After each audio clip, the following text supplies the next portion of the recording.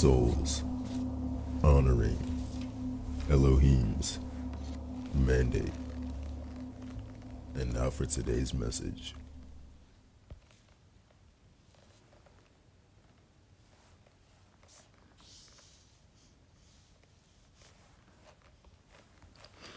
Well, hello.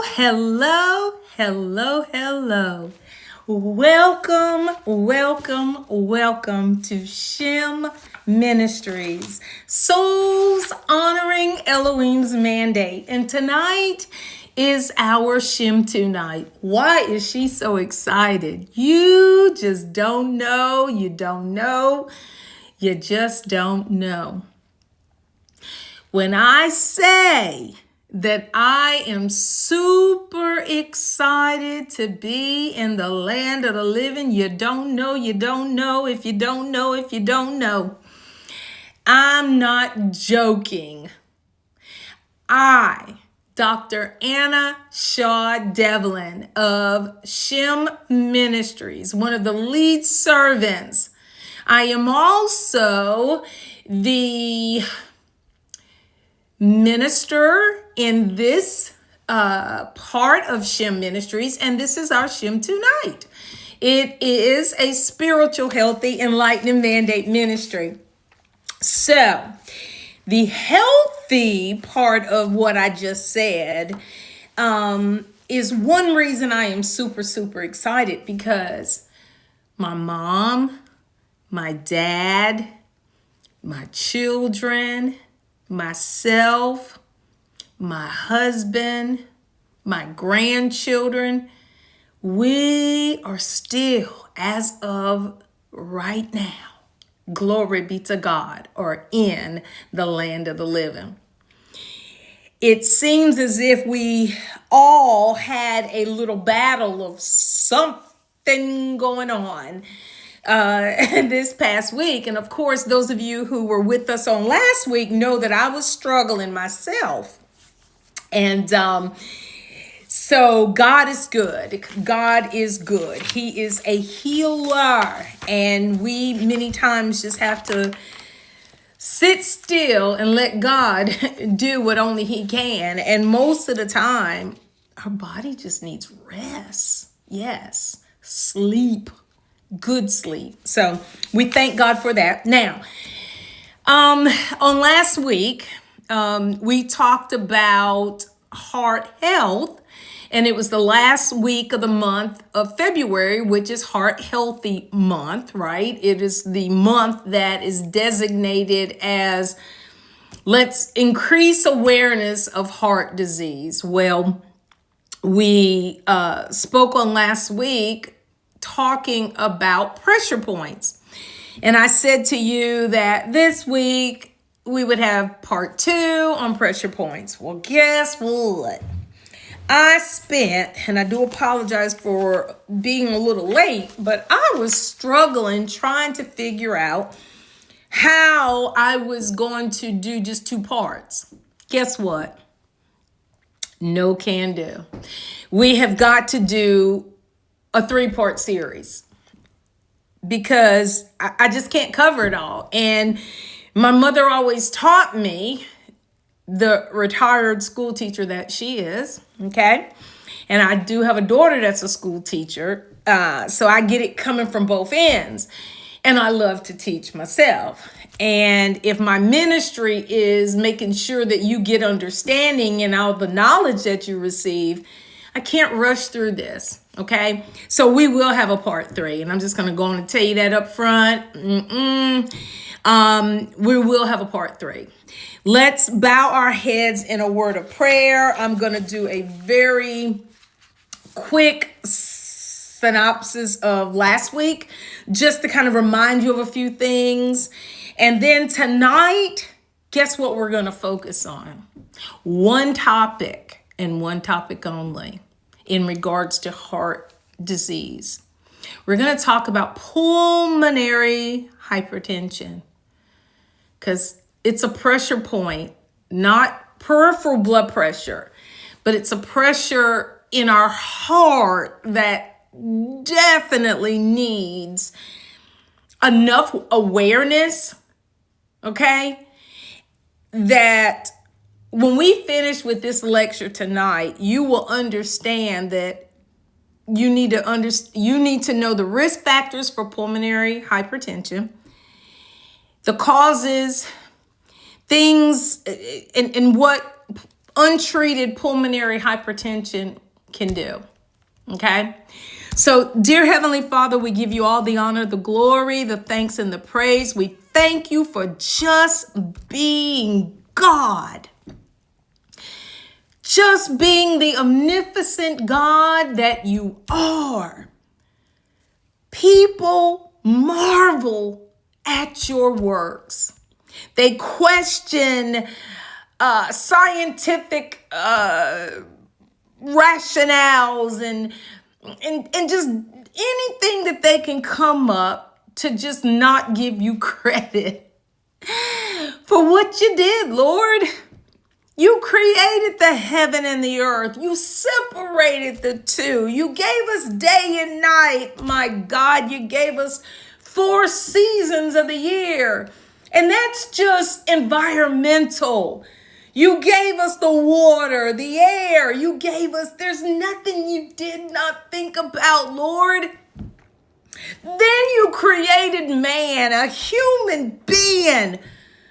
And there's nothing in the human body that you didn't think about. Oh, I just love it, love it, love it. The more I study, I don't care how long I've been in healthcare, it just gets even that much more exciting to me. Because I put the spiritualness of the creation of man in what you did and what you've done and how you have enlightened man and given man technological advancements, the ability to advance things to the point where even when the mortal body tears up, God, the ram in the bush is the fact that you allowed man to figure out a way to keep it going. I just love it. And I just love you for it, God. I fall in love with you every day, over and over again. Reading your word and also reading the health of your people, the diseases, the things, the way you designed us to be. So, Father, I thank you, and I ask, Lord, that you help me make this message plain and give me the strength, Lord, to just keep me humble and just let you speak. Now, bless your people like only you can. In Jesus' precious and holy name we pray. Woo, I get so excited and I just can't hide it. Glory be to God. All right, so tonight, we're talking about elevated pulmonary artery pressures. And I do need to go back and clarify something I said on last week that I want to make sure I said it correctly. I was talking about peripheral blood pressures, right? And I was talking about if the blood pressure is high in your periphery, can you imagine how high it is in your heart? Well. Let me make it clear or plain or more understandable. The pressure here is not going to be as high. No. Let me take that back. The pressure in the heart is not going to be higher than the pressure here. It's just that the heart can't handle the same amount of pressure that this pressure can be. And so when we talk about pulmonary hypertension and I give you the numbers that define pulmonary hypertension, you'll understand what I meant. But last week, I think I said that and I didn't make it clear, and I wanted to go back and make sure I correct myself or make sure you understand what I mean. But we worry so many times about this pressure, that we forget about this pressure. But when your heart is weak because this pressure is high, then this pressure gets too low. But initially, it is this blood pressure, this pressure that is so high that causes damage to the heart. And then the heart gets weak, and then this pressure drops and is low. I pray that makes sense, because it should. You start out with elevated blood pressure. Elevated blood pressures can elevate the pulmonary artery pressure, the pressures in your heart and between the heart and lungs. That high pressure can damage the ventricle of your heart, causing right-sided heart failure, and then you end up with heart failure. The heart muscle is weak, can't contract to eject blood here. So this ends up being low. Okay? So now, alrighty. Let's talk a little bit more in depth about that. Now, what I want to do, though, really, really quick, I'm not going to regurgitate things from last week. But the main thing, there's two things that I really want to make sure when we talk about pressure points now in the heart. Two main things I want to make sure you remember from last week. We talked about our systolic and our diastolic blood pressure, okay? And today I was looking at a bunch of, there's so much out there about blood pressure. And people are so confused. The Lord told me to bring this point out. You're telling me that this is an elevated blood pressure. Well, my doctor told me that that was okay. Okay. It's kind of like you can get 5 people to eat the same cake. Depending on their taste buds, one person may say, that's too sweet. One person may say, oh, that's not sweet enough. And the other person may say something else, right? The point I'm trying to make is you may get 5 different opinions about the same cake. It depends on who's eating the cake, okay? Remember what I told you. There are multiple resources and associations. There is the American Heart Association, the American Diabetic Association. There's the physicians, American Family Practice, whatever. There's so many groups of people who put their head together and conclude that this is idealistic, blah, blah, blah, blah, blah, okay? So then there's also a consensus of all of them, right? The thing that I need you to know is, number one, is there heart disease in my family? Number 2, have they ever told me I had high blood pressure? Or did they say borderline? So let me say this, okay? If someone said to you, you should have money in the bank, and someone else said X amount of dollars you need to have in the bank, and then someone else says, but if I were you, I'd have this amount of money in the bank. Do you not think the more you have in the bank, the better off you would be? So optimize your blood pressure for long-term benefits. We get so hung up on a number, but really and truly, we need to, if it says less than 120 and you're at 110 and you feel fine, okay, let that be your goal. Especially if you know that there's high blood pressure, heart disease, and everything in your family. You get it? Okay, I hope that makes sense.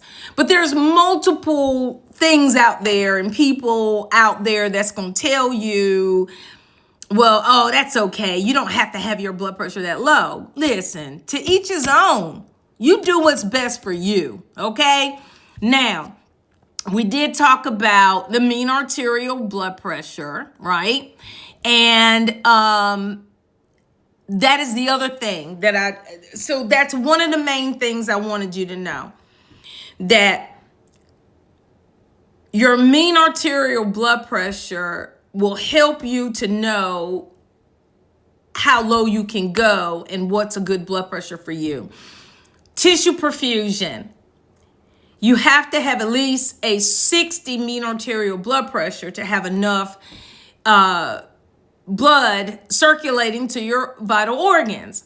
Now, if you're in a critical care situation where you're acutely ill, you're sick, you've got infection, you're septic, they're going to want your mean arterial blood pressure to be 65 or higher in a critical situation to optimal organ perfusion, because your organs are already going through the devil, right? They're already going through HELL trying to keep you alive. So you would want to have a mean arterial pressure more than 65 at that time.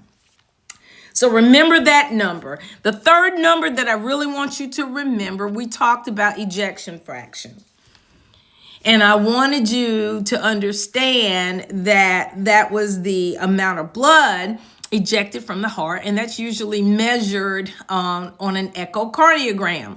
Now, a heart cath will give you an even better echo is an estimate, but it's a good estimate. But a heart cath, where the catheter itself is inside the heart, not an ultrasound outside the heart, is even better, okay?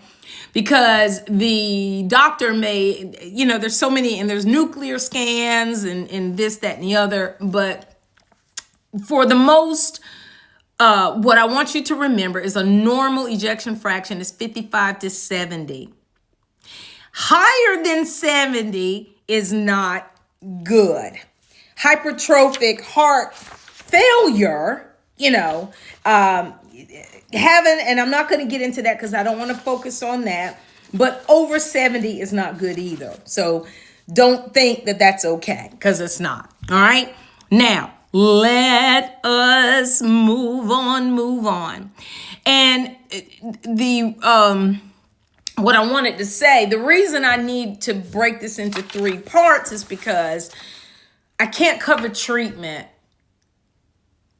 that quickly either. And I don't want to tell you about hypertension, pulmonary hypertension, and not tell you about treatments for heart failure. And the reason we're focusing on pulmonary hypertension, because pulmonary hypertension is what leads to heart failure. That is why it is so significant to talk about pulmonary arteries, elevated pulmonary artery pressures that end up being pulmonary hypertension. Because when the heart fails, It's a muscle. The muscle gets weak, it gets worn out, and it goes into failure, just like when your kidneys fail, right? And there's treatment, there's multiple treatments, right? There's things that can be done. But of course, we know prevention. All right? Renal failure, people get renal transplants, right? The likelihood of you getting a kidney, and we know that that takes time, is even greater opportunity than getting a heart, because the people have two kidneys. They can donate one and still survive. One kidney is sufficient, right, to do its job. But you only have one heart. So a heart transplant is usually, well, not usually, is only, right, available after someone's demise. Okay? So they would, of course, have to keep the heart pumping. And usually, most of the time, this happens when someone is an organ donor and they decided that they wanted to donate the organs, and the heart is strong, and most of the time it is a person who was young, or 30s, 40s, 50s, whatever, got in a car accident, this, that, and the other, had a good heart, anyway. But that's the only way you're going to get a heart transplant. Now, of course, they are coming up with, all kind of stuff now, right? Valves is a different story. You can get valvular, but when the whole heart muscle fails, you feel me? Okay, now, so pulmonary hypertension, elevated pulmonary pressures is where we're going to stay tonight, and then we'll talk treatment of heart failure on next week. And let me see, did I create a slide? I'm not going back through all the stuff that we talked about. We did talk about cardiac output, ejection fraction. We talked about all of that. And we will touch on that again when we talk treatments, because I really want to talk about the CRT devices, right? The things that are used to strengthen the heart muscle. So right now, here is my, let me see if I want to do that one first. Well, let me do the closer picture. In order for us to talk about pulmonary arteries, I definitely got to put this picture up. And I want you to follow along with me as we talk about pulmonary arteries. Your pulmonary arteries, and I'm going to be try to make it as simple as possible. They carry blood from your heart to your lungs. Now look here. See? Pulmonary arteries. You got your right pulmonary artery, and you got your, see where it says R pulmonary artery and L pulmonary artery? These are the blood vessels that carry blood from your heart to your lungs. And if you notice, what color do they say? I mean, what color are they? They're kind of blue, right? Why do they look blue? Oxygen poor blood. So these are the arteries that take the blood from my heart. Once it comes back to my heart after it's been used, and I get more oxygen, right? The blood, because blood circulates, right? It pumps. And wait a minute, let me see. Maybe I should have showed you this one first. I'm sorry. Maybe this will make it a little bit easier, because the big picture, because it's got it numbered. So when blood comes from the body, right? Your periphery, your arms, your legs, and all of that, it goes through the right side of your heart. See number 2? So it's coming from your body, the blue, number 1. It goes through the right side of your heart, which is the right atrium. Lub-dub. That atrium is where the SA node, that is the first beat, the contraction. Anyway, never mind. Forget that, because that's not the easiest thing to understand. but it comes into the right side of your heart. Then these pulmonary arteries take that blood that has no oxygen in it, and it sends it to your lungs. So the same blood just circulates. It's just like a radiator. It just keeps circulating. Okay? It's circulating. It just keeps circulating, right? It gets the oxygen, and then oxygenated blood goes to the periphery, right? And then it comes back into the heart, goes to the lungs, gets more oxygen, and it just keeps going over and over and circling again. I hope that makes really good sense.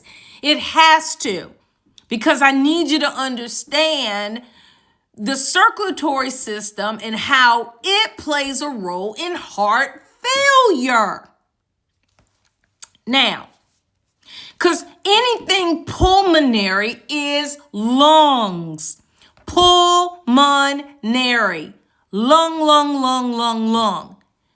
Pulmonary arteries, pulmonary veins. It's all lung. So, goes to the lungs, and then from the lungs, see number 4? That is the left atrium, right? It now has oxygen-rich blood in the left atrium. And then it goes through the left side of the heart. Now, when the left side of the heart contracts and squeezes, that is where we get our ejection fraction, and the blood is shot out to the rest of the body. That's why I was saying in heart failure why it is necessary to understand ejection fraction. 55 to 70 is a normal ejection fraction.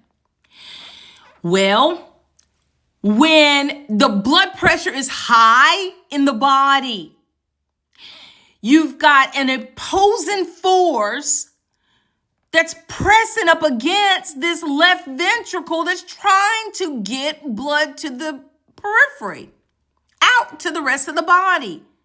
And it's causing this left side of your heart to have to contract harder or work harder.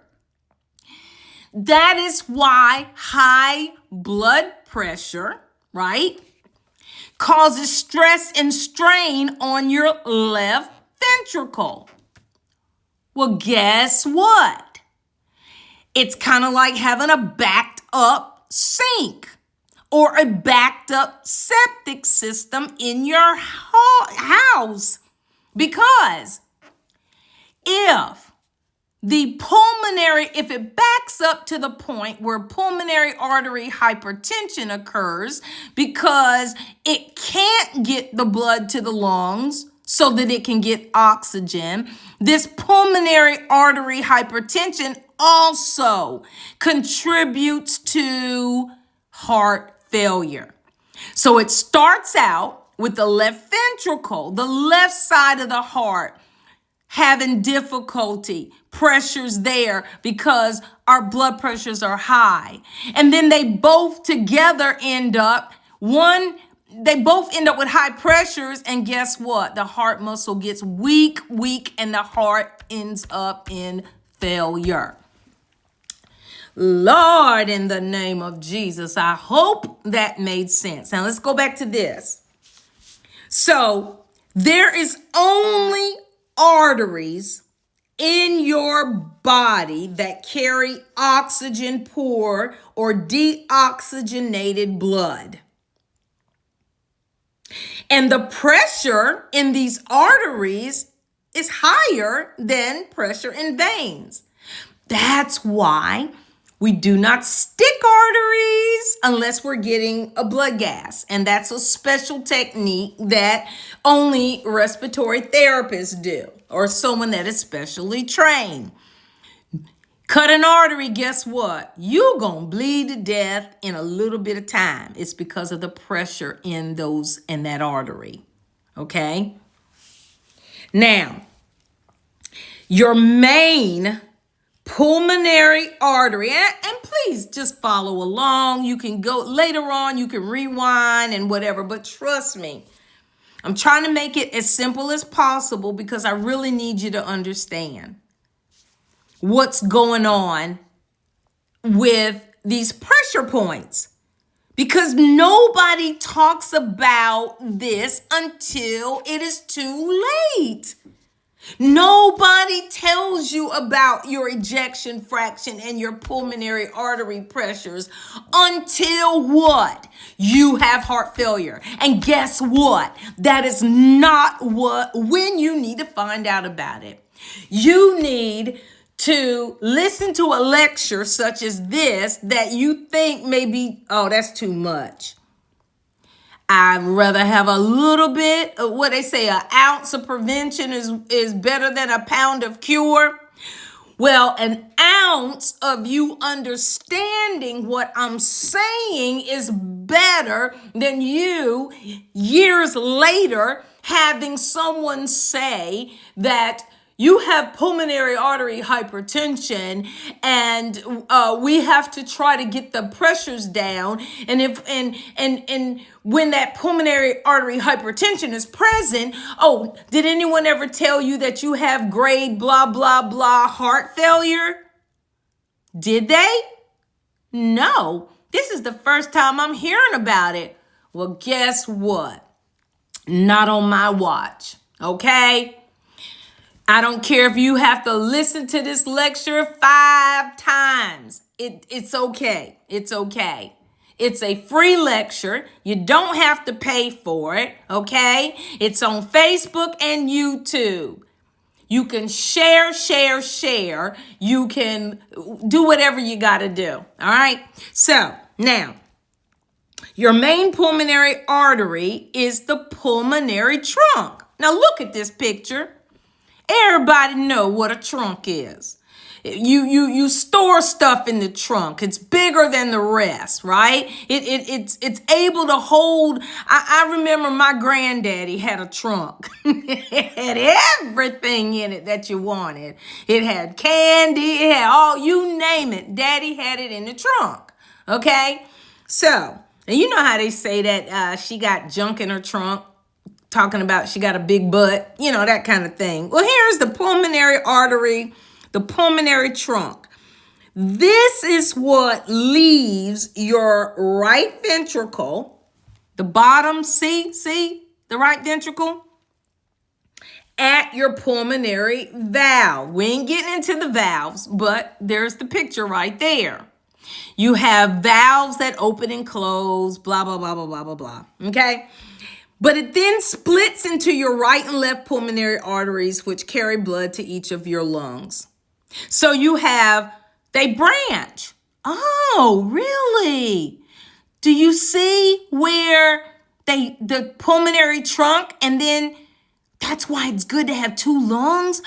Yes, so they both take good deep breaths and get oxygen in both lungs and send it back, let it go back to the heart so that it can send it out to the rest of the body through the left side of the heart, okay? All right, enough of that. I don't want to beat it to death. All right, so your pulmonary arteries are blood vessels that carry oxygen-poor blood from the right side of your heart to your lungs. In medical terms, the word pulmonary, like I told you, is anything related to the lungs. You have one main pulmonary artery, and that's the pulmonary trunk. This artery directly connects with your heart at your pulmonary valve. So, well, I'm not going to get into that, but if you have valvular disease, some of the symptoms people have, shortness of breath, all that kind of stuff, is if they have issues with the pulmonary valve, okay? And this is the door that controls blood flow out of your lower right heart chamber, the right ventricle. After leaving your heart, your main pulmonary artery goes into the right pulmonary artery and left pulmonary artery. Your right and left pulmonary arteries lead to your right lung and left lung. That's exactly all I'm doing is saying it again. Okay? Now, let me see. I also had, let me put this up here, a slide I created. Where's it at? Where's it at? Where's it at? Where's it at? Oh, there we go. Here we go. Okay. Now, this pulmonary artery is also called the great vessel. That is how important it is. It is a great vessel. That's why it's so important. That's why this lecture is so important. Okay? It's a major, it's the main artery. I don't even know how to, just believe me. Each of these major blood vessels connects with a different chamber of your heart, and it manages blood flow either in or out of your heart. That's the reason why this pulmonary artery and the pulmonary trunk is so important. Okay? So, now that we've covered that, what I want to talk to you about specifically, well, I think we did cover about what it carrying oxygen. It also not just carries oxygen. It gets the oxygen, and it also gets rid of waste products like carbon dioxide.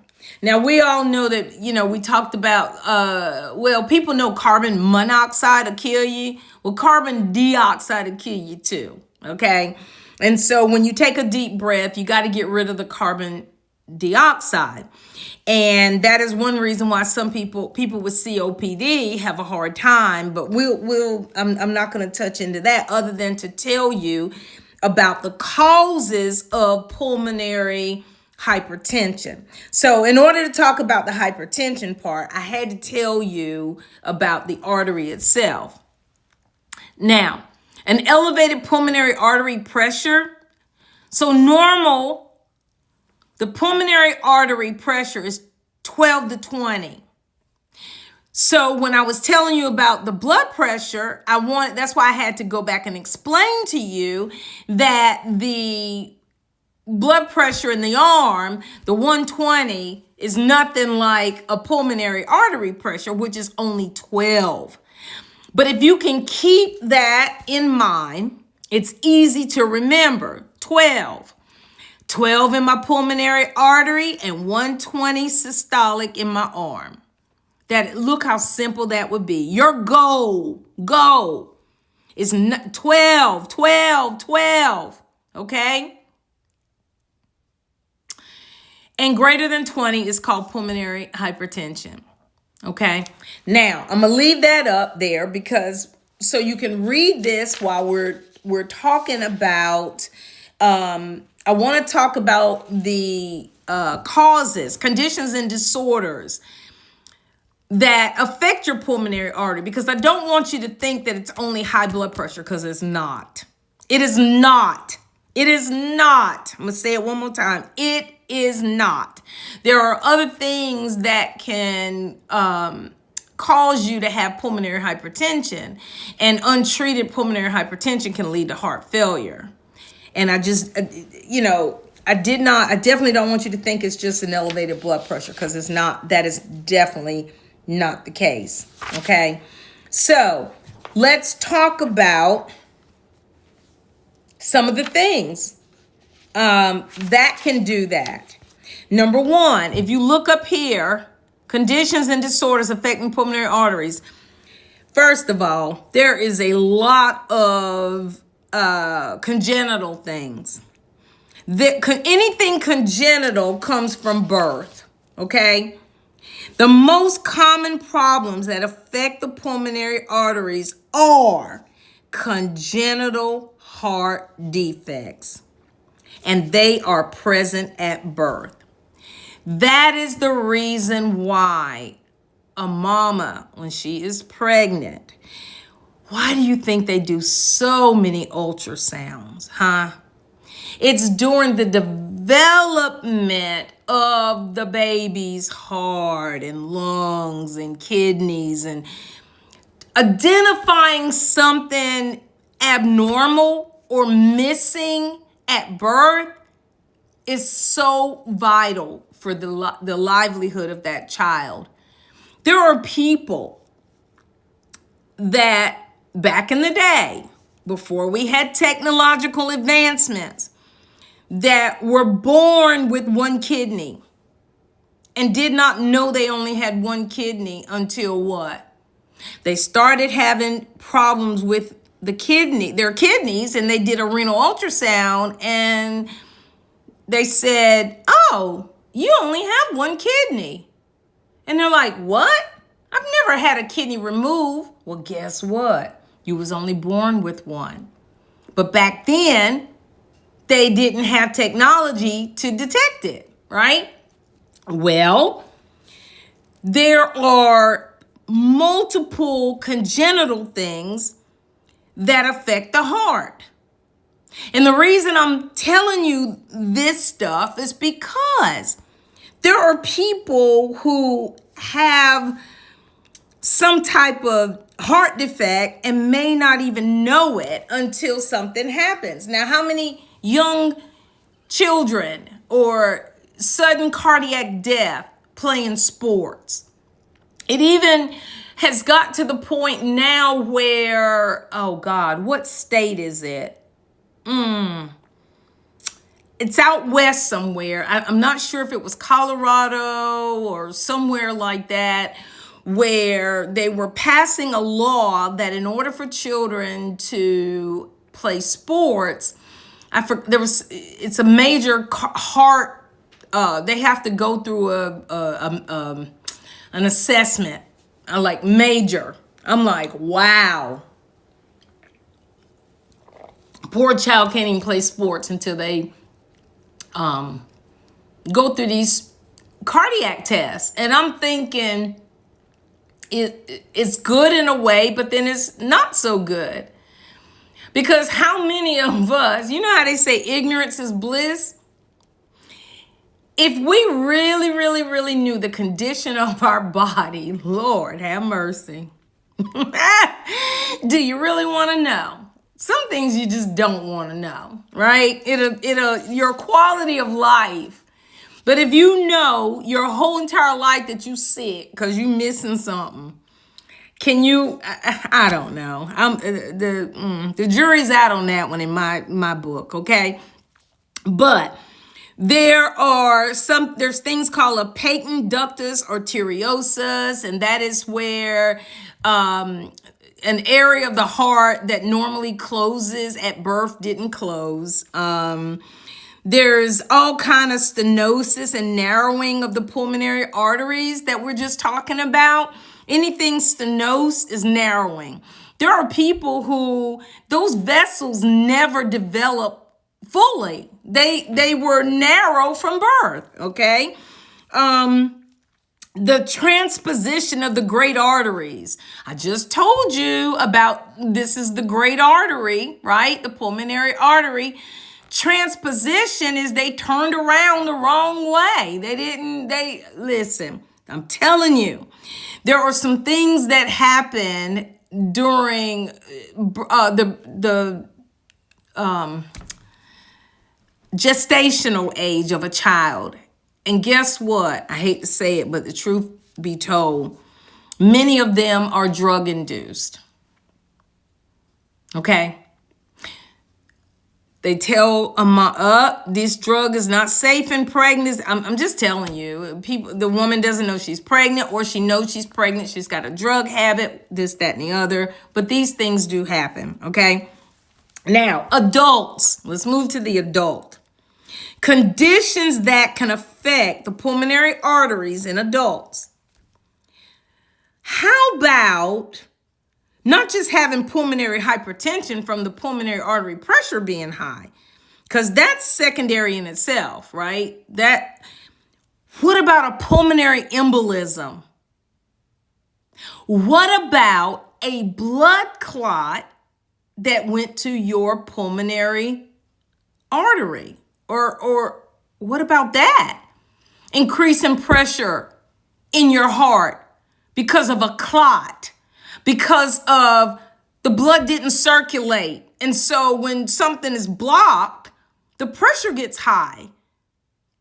Whoa, never thought about that. Yes. So a person who has, anyway, I'm not even going to go there. Let me keep going. Pulmonary hypertension. There's pulmonary valve regurgitation where blood backs up, right? Causing the pulmonary artery itself have elevated pressures. Heart failure, of course, can do it. There's other reasons that a person has heart failure, but this pulmonary artery hypertension is just one, right? Cirrhosis of the liver. Yes, there's portal veins. Let me tell you something. God created our body just like the picture that I showed you about the circulation. Let me just put that up instead. While we're watching this. Let me get rid of that one. Let me put this up. Look at the circulatory system. And this picture does a good job because it's got the red for arteries and blue for veins, right? You've got this big trunk. It's this coming down in your abdomen. That is your aorta, right? You've got these renal arteries. God is good in how he created us to circulate blood. So cirrhosis of the liver, everything taps into one another, okay? How do you think every tissue, every organ in your body gets oxygen? Through the arteries. So the liver gets blood, right? That's got oxygen. Everything, the kidneys, the renal arteries, the carotid arteries in your neck that send blood to the brain. Come on now. All right, so sickle cell anemia can affect the pulmonary arteries. Why? Well, sickling of the blood. It's a disorder where the red blood cells get sick and they sickle and they get stuck they cause blockages. Oh my God, I didn't think about it like that. Yeah, those sickle dead red blood cells can clump together. You're at higher risk for having a what? A blood clot just from having sickle cell anemia. Okay? Scleroderma. How about sleep apnea? Oh my God, really? Yes. Yes. When you have sleep apnea, what happens? You stop breathing in your sleep, or you don't breathe enough, and your oxygen drops. So what happens?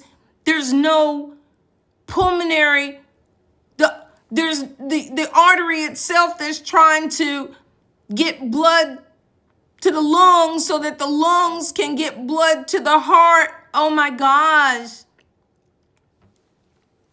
Obesity, of course. Why obesity? Everything's working harder, okay? They all link together. Sarcoidosis affects the lungs, okay? You've got the COPD we talked about, interstitial lung disease, and lupus, just to name a few, okay? All right. So, of course, in protecting yourself from these things, what do? We try to not smoke so we don't get COPD. We treat our sleep apnea by wearing a CPAP.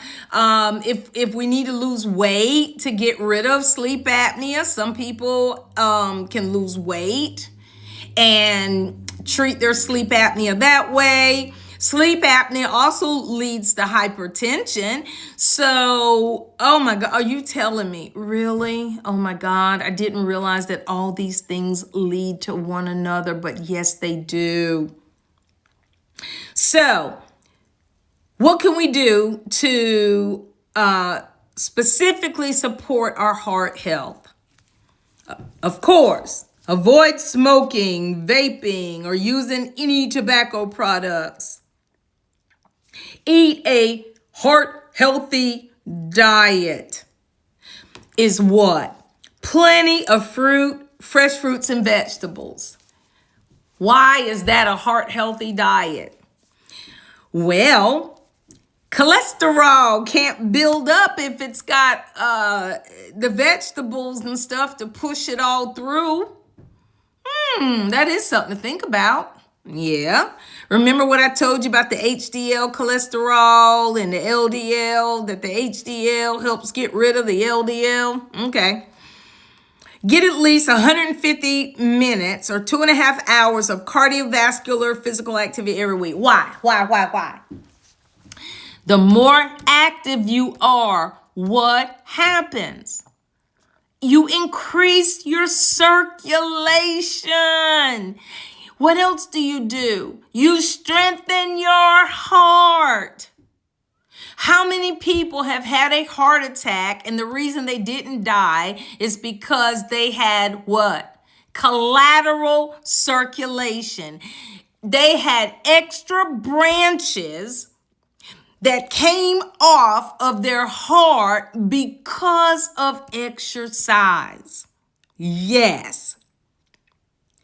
Keep a weight that's healthy for you. Why? So that the heart don't have to work so hard to carry that weight. Losing weight, losing adipose tissue. The adipose tissue, remember what I told you about abdominal girth and increased adipose tissue around the heart. Yeah. The big gut, right? It's not healthy. And it's for that reason. Manage conditions like diabetes, high blood pressure, and high cholesterol. Now, diabetes affects small blood vessels. When you affect small blood vessels, they end up affecting the larger blood vessels. And the larger blood vessels, before you know it, it's not a trickle down effect. It's actually a trickle up effect, okay? You get damages to the larger blood vessels because the small blood vessels are so damaged. But you do get vascular disease, okay? All right, now, the next thing I wanted to talk about is specifically about pulmonary hypertension itself, okay? And let's go here. I'm sorry. Now, I want to make a statement about high pulmonary artery pressures. Pulmonary hypertension pulmonary arteries are actually the lung arteries. You can just say the arteries in the lung. And when the pressure is high in them, it causes them to become stiff. And they get narrow or they get blocked. Then you end up with right-sided heart failure. And some of the main symptoms is severe shortness of breath, fatigue, dizziness, and chest pain. Okay? So, pulmonary hypertension, like I said, these are the symptoms. Early diagnosis and treatment can help you manage them and live longer. And I thought I had a slide on, I do. Wait a minute. Okay, let me show you this right here. Now this came from, let me get rid of this. Wait a minute, let me get rid of that so I can make this bigger for you. Okay, let's get rid of that. Okay, now I have what's called a echo stethoscope. It's an Echo brand. And what it is, it's a stethoscope that has a ultrasound in it. So, I mean, it was an investment I made years ago where it will ultrasound, it will illuminate the sounds in the heart. And it's also one that I can electronically link to resources that will help me identify abnormalities in a person's heart. So they come out with these, they send information out, like little literature, little clippings or whatever about stuff. And they sent me this the other day because it's Heart Health Month, right? So, and I thought this was a really good picture to compare the normal heart with a heart that is in heart failure. So, normal heart, you see how oxygen-rich blood is pumped to the body easily. The left ventricle is what does that. And do you remember we talked about the septum of the heart? It's probably about a month or so ago. And we were talking about the seat, about Jesus having a seat in your septum in the middle of your heart. So look how wide and healthy that seat is, right? You got a nice area to sit on. Well, look at the heart failure heart. Reduced blood volume. And you got a dilated ventricle. So remember I told you that left ventricle, look how healthy it is on the left. It's normal. And look, when it's dilated, it's weak. It's overstretched. It's called hypertrophy. Okay? And one thing that if you ever hear your doctor say, and they may not come out and explain it to you, but if they say left ventricular hypertrophy, or if you see that in your medical records, it may say LVH. Stop and ask questions immediately. Left ventricular hypertrophy does not happen overnight. Many times they will do a chest x-ray. You short of breath, you've been coughing, and they'll do a chest x-ray, right? To make sure you don't have pneumonia. Read your chest x-ray report. You may not understand everything. Google it. But if you see LVH on a chest x-ray because you had shortness of breath, sometimes what they'll say is, well, you don't have any pneumonia. It'll no pleural effusions and which is fluid in between your pleural cavity. You don't have any consolidation or no infiltrates and whatever. And that's just basically no pneumonia.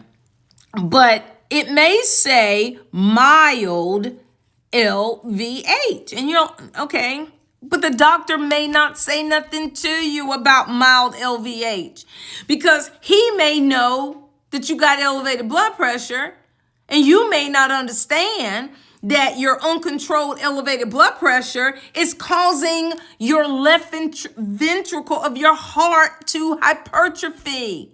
Eventually, if that left ventricular hypertrophy becomes severe, you're going to end up with what? A dilated ventricle. I know this is not easy. I know this is a lot of information, but I'm telling you these things because you may not remember the details, but there should be a red flag that goes up in your head. It has to be. Hypertrophy leads to dilated ventricle. A dilated ventricle occurs in heart failure, but the precursor is having LVH. The early sign, y'all. Now, these are the early signs of heart failure that I'm going over with you right now. You gotta get this, and I know I'm going over, but I don't care. We are going to talk about treatments next time, but here, I've got these last two slides, and these, I apologize, are not the best in the world because I took them with my phone. It was the quickest way, all right? Heart failure. This is early signs of heart failure. Heart failure often evolves quietly for years. That's what I'm trying to tell you. And it's still the most commonly recognized after hospitalization. So you don't know it until you're sick and you go in the hospital. These are silent things. Pulmonary artery hypertension is silent. You don't even get a headache from pulmonary artery hypertension unless the hypertension is severe. And then you get what? I told you. You get short of breath, you get dizzy, things such as that. But by the time you get those symptoms, okay, you really have a heart issue. I'm talking early stuff. The things, recognizing this early so you can prevent it. So earlier identification in a routine care can change the disease course, but it's challenging when symptoms are non-specific and they overlap with common comorbidities. For example, a person who has asthma, who has COPD, they may get a little winded going up the stairs and think nothing of it. But if you take that shortness of breath and dyspnea, which is DOE, dyspnea on exertion, right?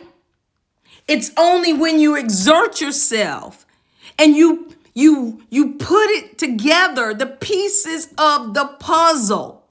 I'm trying to help give you information that will allow you to put the pieces of the puzzle together and not wait until you're in a hospital and they're telling you have heart failure. Okay?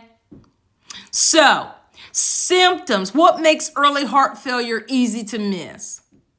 Because the symptoms are subtle, early, and often under-recognized. The dyspnea, like I just said, fatigue, and edema. Okay? Now, edema, you can have, for example, I definitely got to say this to you, okay? Because I always talk about myself. Remember we talked about congenital stuff, congenital things in the heart and this, that, and the other, whatever. Well, some of us inherit certain blood vessels that's why heart disease and some stuff runs in the family. Some stuff is genetic predisposition. Okay?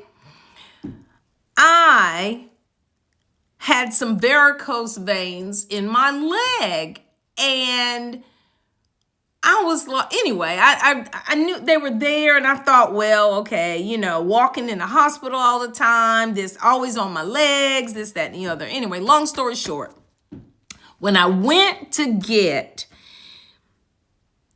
repair or get rid of the varicose veins, the vascular surgeon said to me, he did what is called a venous closure.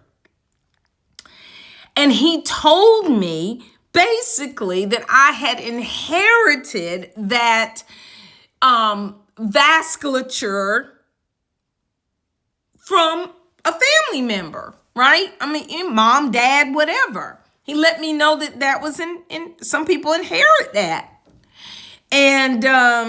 And I got to thinking about it. I said, oh, I realized that I had the same vasculature as my dad.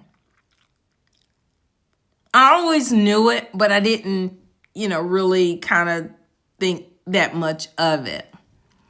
And so the only reason I'm telling you this story is I didn't do nothing to get it. It just came, it was there, okay? But I didn't know that I had that vasculature, anatomy, right, of that saphenous vein. I did not know that that existed until I got varicose veins in that leg, which prompted me to go see someone, right? There are so many things in our body we do not know until later when they present themselves. Can we do something about everything? No, God didn't want us to be perfect. But he gives us enough wisdom and knowledge by being able to read and write and listen. Even if you can't read and write, listen. I mean, and word of mouth, we find things out, right? Okay.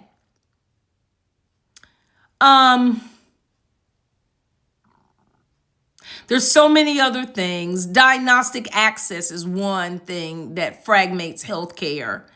That some people who live in rural areas that may have to drive 2 hours just to get an ultrasound done, an echocardiogram or whatever.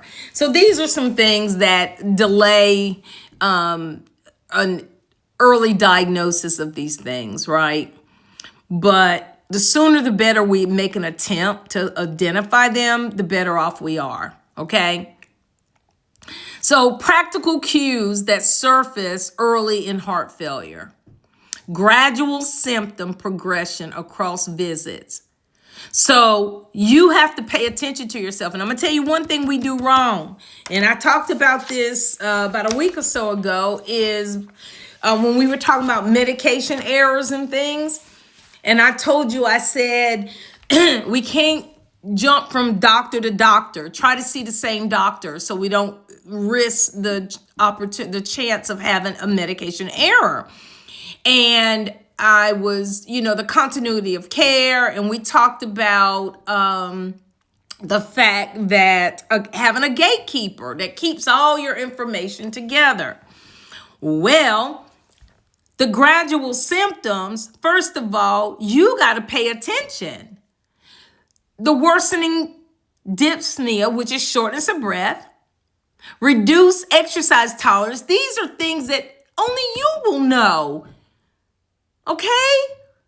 Only you will know. Pay attention to you. Pay attention to you and write it down.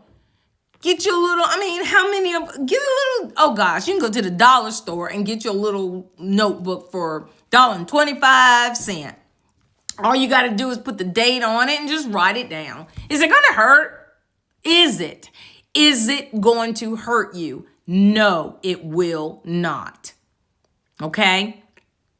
Recurrent or evolving respiratory complaints without a clear cause. Like, now, it's allergy season. It's time for the pollen to come out, okay? Everybody, okay, so you got to know why you are stopped up, chest-wise, right? Nasal.